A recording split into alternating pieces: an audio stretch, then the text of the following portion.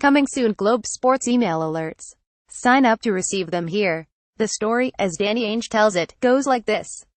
At a Celtics team Christmas party, presumably in the late 80s before Ainge was unceremoniously swapped to the Sacramento Kings, he was sitting around with Larry Bird, Kevin McHale and Red Auerbach talking about churnings of the NBA rumor mill. Auerbach, perhaps a few eggnogs into the evening, revealed some of the trade offers he had received for his company at the moment. The Mavericks, he said, had offered young forwards Sam Perkins and Detlef Schrempf for McHale. Also according to Red, the Pacers, forever desperate to bring Bird back to his home state, had offered Chuck Person, Steve Stipanovich and Herb Williams, essentially their entire starting front line, for their legendary native son.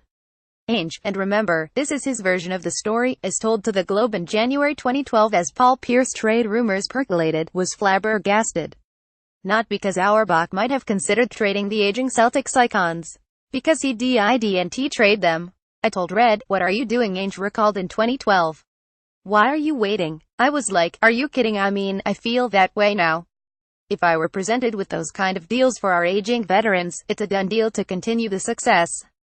Ainge wasn't kidding about his own willingness to trade beloved but aging stars.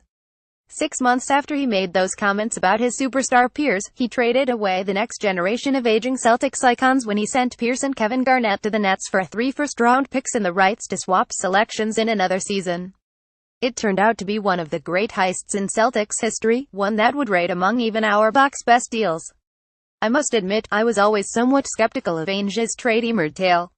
I believed it was true, but perhaps hyperbolic or exaggerated.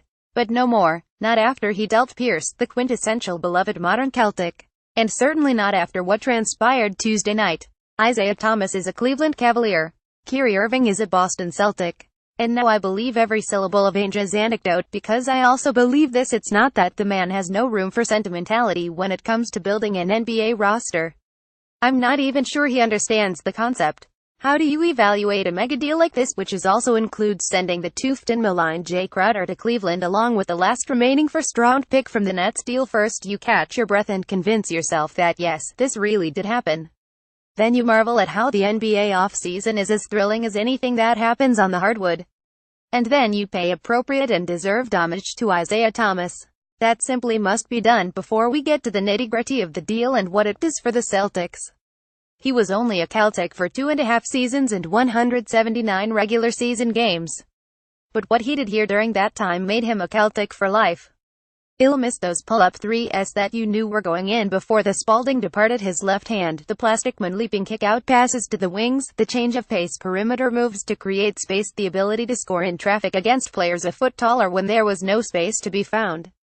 He'll miss the way he both embraced and understood Boston, his tireless generosity in signing autographs with a smile on his face and sharing a moment with kids who looked up to him but not too far up.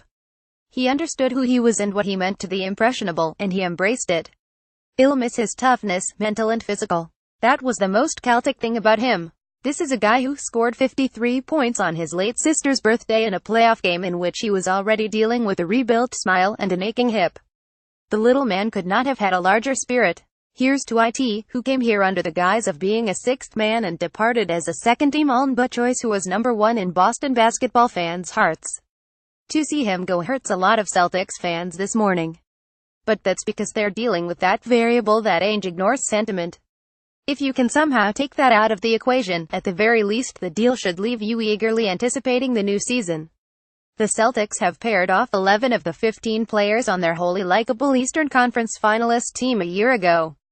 But what they have now, with the arrival of the 25-year-old Irving, 27-year-old All-Star forward Gordon Hayward, and 19-year-old rookie Jason Tatum, is a remodeled roster capable of reaching the NBA Finals next season, with brighter seasons ahead.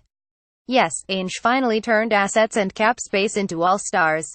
Plural. Irving is a slightly superior player to Thomas, and he's certainly a more conventional star. He's also 3 years younger, is signed 2 years longer, has made 4 All-Star teams, won an Olympic gold medal, and a championship too. He's the most creative finisher in traffic I have ever seen among guards, and he literally won the championship, bearing the winning jumper in Steph Curry's face to defeat a 73-win team in the 7th game of the 2016 finals. Thomas might be capable of the same thing, but Irving has done it. In pure talent and achievement so far, Irving is an upgrade. Sure, there is risk. Ainge isn't averse to it, he embraces it.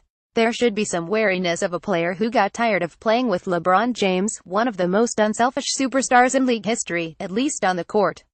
And giving up that final Nets pick is a decision capable of haunting. I kept waiting for word that it was protected somehow. It's not. The Celtics must believe the Nets will be better than the consensus believes in the coming season. If you have a beef with Ainge today, it had better be solely from that sentimental standpoint. He's added Al Horford, Hayward, and Irving in the past 2 off-seasons, annihilating the narrative that stars won't come to Boston. He turned Thomas stolen from the Suns, Crowder stolen from the Mavericks in the Rajon Rondo trade, a first-round pick stolen from the Nets, and Ante Zizic into Kyrie Irving. Virtually all of the pieces used in this deal came to the Celtics via Ainge's brilliant trades. I like the chances that this deal finds its way into similar categorization. I cannot wait for opening night in October, when LeBron, IT and the Cavs take on Irving, Hayward and the Celtics. But like Ainge, I'm also looking at the long play here, and I think he might have just reignited the Celtics-Lakers rivalry. If LeBron fulfills the rumors and joins the purple and gold in free agency for the 201,819 season, that would be the death knell for the Cavs, and opens up the possibility of a potential showdown with Kyrie Irving and the Celtics in the 19 NBA Finals. Even Ainge might appreciate the nostalgia of that rivalry. But I suppose this is true, too. It will probably be tough for the LeBron Lakers to get past the mighty Warriors, even 2 years from now. After all, he'd no longer have Irving to help him do it. Close Boston.com on the go. Download our free app.